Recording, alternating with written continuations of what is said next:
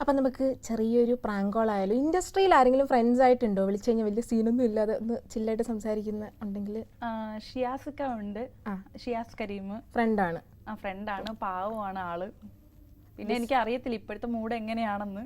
ആണോ? സീനാവാണെങ്കിൽ നമുക്ക് കട്ട് ചെയ്യാം. ചില്ലായിട്ട് എന്തെങ്കിലും സംസാരിച്ചാൽ മതി. രജീഷ വിജയൻ ഭയങ്കര സപ്പോർട്ടിങ് ആണ് പുള്ളി. ഞാൻ കണ്ടതിൽ വെച്ച് അടിപൊളി ക്യാരക്ടറാണ്. പാവമാണ്. വിളിച്ച് പറ്റിച്ച സീനാവുന്നു. നോക്കാം നമുക്ക് ഒന്ന് ചെറുതായിട്ട് എന്തെങ്കിലും ട്രൈ ചെയ്യാം. ഹലോ, ഷിയാസ് സാർ അല്ലേ? ഞാൻ രജീഷ വിജയൻ മാമിന്റെ മാനേജറാണ്. മാമിന് അത്യാവശ്യമായിട്ട് 2 മിനിറ്റ് ഒന്ന് സംസാരിക്കണം എന്ന് പറഞ്ഞ്. തിരക്കില്ലെങ്കിൽ ഞാനൊന്ന്. രജീഷ വിജയൻ മാമിന്റെ മാനേജറാണ് സംസാരിക്കുന്നത്. അതെ അതെ അതെ, ആക്ട്രസ് രജീഷ വിജയൻ. അപ്പോൾ ഒരു 2 മിനിറ്റ് മാമിന്റെ കൊടുക്കാം.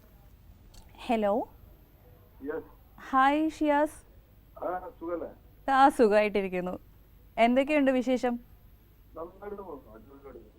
ഓക്കെ. എൻ്റെ ഒരു ഫ്രണ്ടുണ്ട്, ഷിയാസിനെ ഭയങ്കര ഇഷ്ടമാണെന്ന് പറഞ്ഞു. അപ്പം പുള്ളിക്കാരി പറഞ്ഞിട്ടാണ് ഞാൻ വിളിച്ചത് കേട്ടോ. ഒന്ന് സംസാരിക്കാൻ പറഞ്ഞു എൻ്റെ അടുത്ത്. അപ്പോൾ സ്പീക്കറിലിട്ട് പുള്ളിക്കാരി കേൾക്കുന്നുണ്ട്.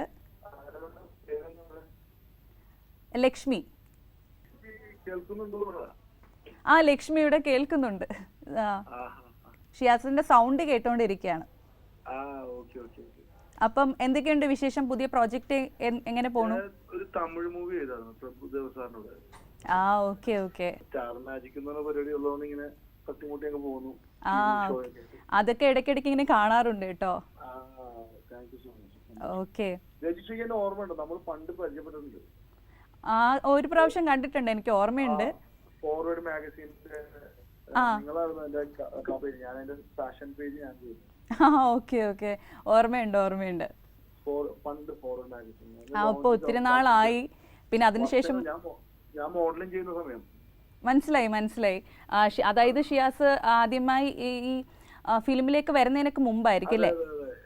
ഫിലിമില് ഫേമസ് ആണെങ്കിലും ആളുകൾ തിരിച്ചറിഞ്ഞേക്കാളും ഒരു മോഡലായിരുന്നല്ലോ. അപ്പൊ ആ സമയത്ത് രജിഷ 2-3 സിനിമ ചെയ്ത് ഹീറോയിനായിട്ട് ചെയ്ത് നിൽക്കുന്നതാണ്. ആണല്ലേ? ഞാൻ കരുതി ഞാൻ ആങ്കറിങ് ചെയ്യുന്ന ടൈമിലായിരിക്കും. അത് മാത്രല്ല, വിനീതായിട്ടൊരു പടം ചെയ്തായിരുന്നു നിങ്ങൾ ആ സമയത്ത്.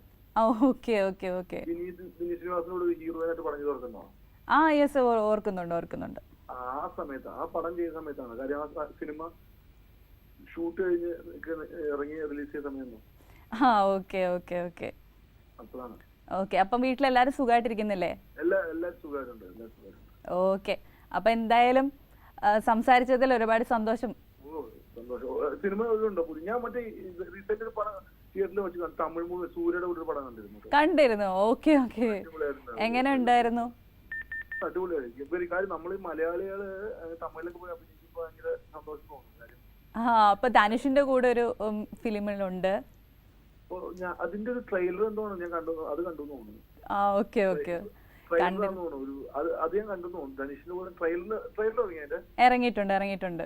അതാ കണ്ടു. പക്ഷെ ഇത് ഞാൻ സിനിമ കണ്ടത് തിയേറ്ററിൽ പോയിട്ട്.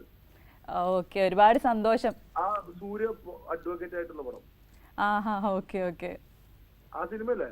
അതന്നെ. നിങ്ങളൊരു ആക്ടിവിറ്റി ആയിട്ടുള്ള. യെസ്, അതെ. അപ്പോഴേ ഇനിയിപ്പോ 2 ഫിലിം ഇറങ്ങാനുണ്ട്. ധനുഷിന്റെ മൂവിയാണ് ഇനി അടുത്ത് ഇറങ്ങാൻ പോകുന്നത്. Super. All the best. Okay. Hello, Lakshmi തന്നെ അന്വേഷണം പറഞ്ഞു. ഷിയാസക്ക ഇതൊരു പ്രാങ്ക് ആയിരുന്നു. ഇതൊരു ഷോയില് പ്രാങ്ക് കോൾ ചെയ്തതാണ് കേട്ടോ. ഹലോ. കേൾക്കുന്നുണ്ട്. ഞാൻ രജിഷാന്ന് വിചാരിച്ച സംസാരിച്ചു. ഷിയാസക്ക, ഞാൻ രജിഷയുടെ വോയിസ് ഇമിറ്റേറ്റ് ചെയ്യുന്ന ആളാ, പ്രീതിമ. നിങ്ങളാ എന്റെ പൊന്ന്. ഞാൻ രജിഷാന്ന് വിചാരിച്ചു സംസാരിച്ചു. അറിയാം. ആണോ? ഇതിപ്പം കൈരളി ചാനലിന്റെ ഒരു ഷോയില് പ്രാങ്ക് ചെയ്തതാ. നന്നായി, താങ്ക് യു. ഓക്കെ.